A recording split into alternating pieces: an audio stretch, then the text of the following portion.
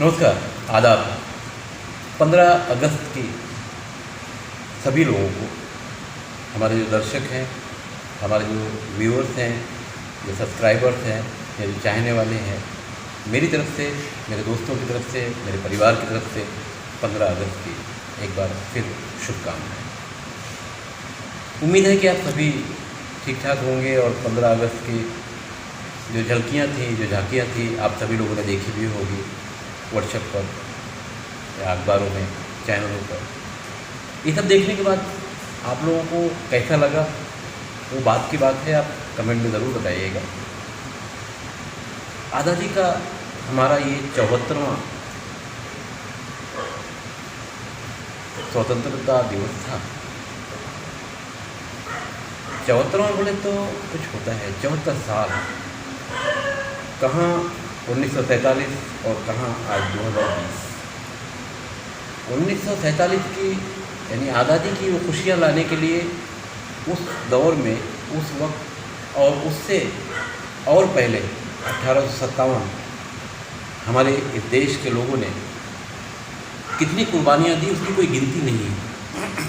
जो गिनती में आ गए वो आ गए, वरना ना जाने कितने ऐसे लोग शहीद हो गए या अंग्रेज़ों ने उन्हें गायब कर दिया, किसी को काला पानी भेजा, किसी को सजाए मौत दी। सब अलग अलग मामलात रहे और आखिर में 1947 में हमारा देश आज़ाद हुआ, खुशियाँ मनाई गई।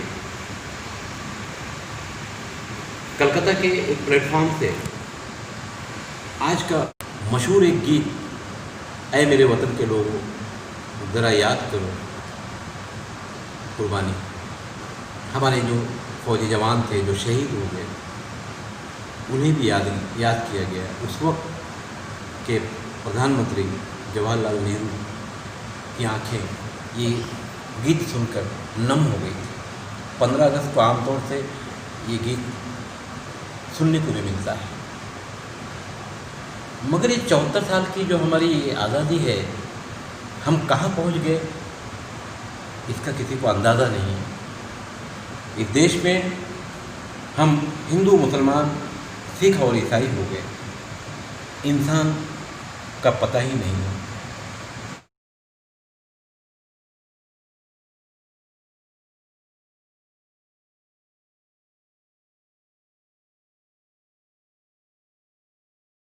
साफ सुथरे समझदार लोग अब इंसानों की तलाश में हैं कि हमारे देश में इंसानों की कमी हो गई है, इस कमी को पूरा कैसे किया जाए। नारे तकबीर, अल्लाह अकबर, जय श्री राम, इस तरह के नारे हमारे देश में बड़ी तेज़ी से लगाए जा रहे हैं। देश की मोहब्बत में नहीं, हिंदू मुस्लिम दुश्मनी को बढ़ाने के लिए, फैलाने के लिए। मॉब लिंचिंग के नाम पर, मटन के नाम पर हिंदुस्तानी मुसलमानों को घेर कर मारा जा रहा है, दलितों को मारा जा रहा है। समझ के बाहर है कि 130 करोड़ जनता जो है, उसमें से चंद लोग जो व्हाट्सएप छाप हैं या फेसबुकिया हैं, व्हाट्सएप पर एक दूसरे के धर्मों के ऊपर जो कमेंट करते हैं, उसका नतीजा शायद उन्हें पता नहीं है। देश में अफरा तफरी का मामला है और इसी बीच लॉकडाउन ने बचा खुचा मामला ख़त्म कर दिया। कारोबारी तौर से भी लोग टूट गए। हमारे देश के प्रधानमंत्री और उनके जो दोस्त, हमारे जो गृह मंत्री हैं अमित शाह जी, यही दोनों जिम्मेदार लोग पूरे देश का फैसला कर रहे हैं। तो क्या दो ही लोग देश का फैसला करेंगे? 130 करोड़ जनता के लिए क्या दो ही लोग काफ़ी हैं? कहीं ट्रेन की ट्रैक बेची जा रही है, कहीं कंपनियां बेची जा रही हैं और लोगों की हालत कोरोना में इतनी ख़तरनाक हो गई कि अब उनके लिए एक रोटी का खाना, यानी एक रोटी जमा करना, उसका बंदोबस्त करना मुश्किल होता जा रहा है।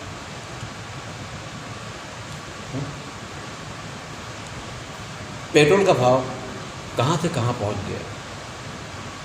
तो क्या पेट्रोल का जो भाव है मुसलमानों के लिए अलग है, हिंदुओं के लिए अलग है?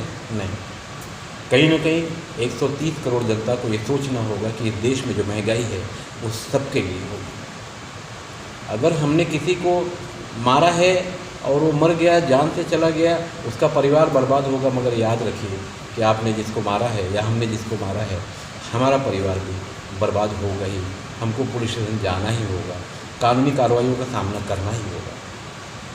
तो 15 अगस्त की ये जो कहानी है, अगर आज का जो हमारा देश है, यही एडवांस में अगर कोई फिल्म बनाकर गांधी जी को, नेहरू को, सरदार वल्लभ भाई पटेल को, शहीद भगत सिंह को या उनके जो दोस्त थे एक साथ जो फांसी पर चढ़े, इन लोगों को बता दिया जाता है कि तुम्हारी इस कुर्बानी के बाद का ये हिंदुस्तान आने वाले 74 सालों में होगा, तो क्या वो लोग फांसी के फंदे को चूमते? मेरी समझ से तो नहीं।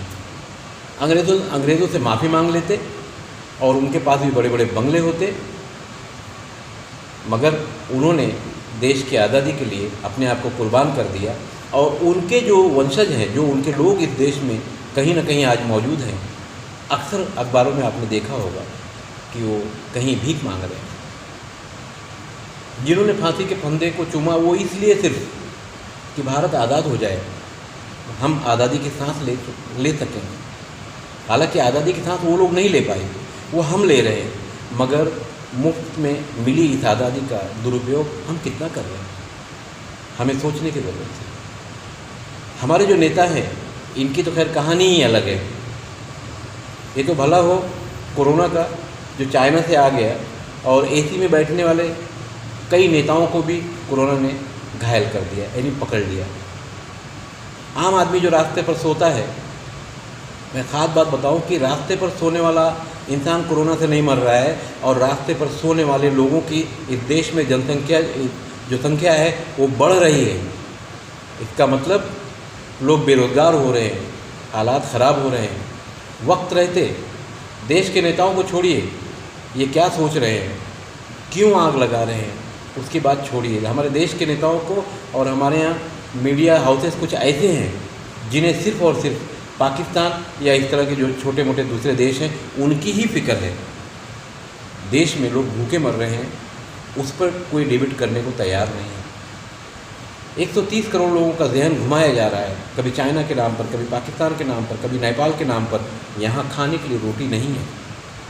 याद रखिए, अगर वक्त रहते इसको सोचा नहीं गया, हम 130 करोड़ लोगों ने मिलकर सोचा नहीं, तो आने वाले दिनों में आज हम हैं, आप हैं, कल आपका परिवार भी इसी देश में है, मेरा परिवार भी इसी देश में है, मेरे दोस्तों का परिवार भी इसी देश में है। तो हमारे वो जो बच्चे होंगे उनकी क्या हालत होगी। एक दूसरे की मुंह की रोटियां छीनने की कोशिश की जाएगी, और जब छीनने का मामला बढ़ता है तो वो ख़तरनाक होता है।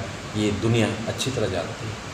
बहरहाल 15 अगस्त की शुभकामनाओं के साथ मैं उम्मीद करता हूँ कि हम सभी मिलकर ज़रूर कुछ ना कुछ अच्छा सोचने की कोशिश करेंगे, गरीबों को रोटी देने की कोशिश करेंगे, क्योंकि ऊपर वाला जब हमें दे रहा है तो हम गरीबों को दे सकते हैं। मगर हालात हमारे देश के इतना ख़राब हो चुके हैं कि मिडिल क्लास के जो लोग हैं कभी गरीब हो जा रहे हैं, कभी अमीर हो जा रहे हैं, कभी गरीब हो जा रहे हैं, कभी अमीर हो जा रहे हैं। परेशान है, लोगों के जो मेंटेनेंस है उसमें परेशान है।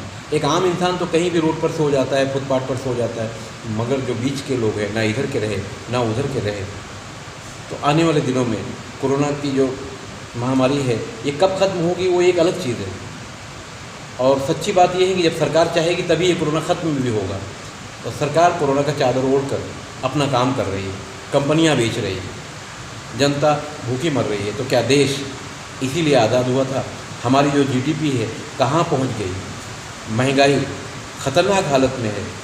कारोबार करने के लिए गाड़ी को पेट्रोल तो चाहिए, तो पेट्रोल कहाँ तक पहुँच चुका वो भी तो देखिए। नेताओं के पास कारों का काफिला बढ़ता जा रहा है, ऐसी ऑफिसेज बढ़ती जा रही है, उनका कारोबार बढ़ता जा रहा है, मगर आम इंसान टूट रहा है, मर रहा है, रोटी के लिए परेशान है। वक्त रहते सोचने की वजह से। मैं सैफ अली पठान के साथ खान पकड़े।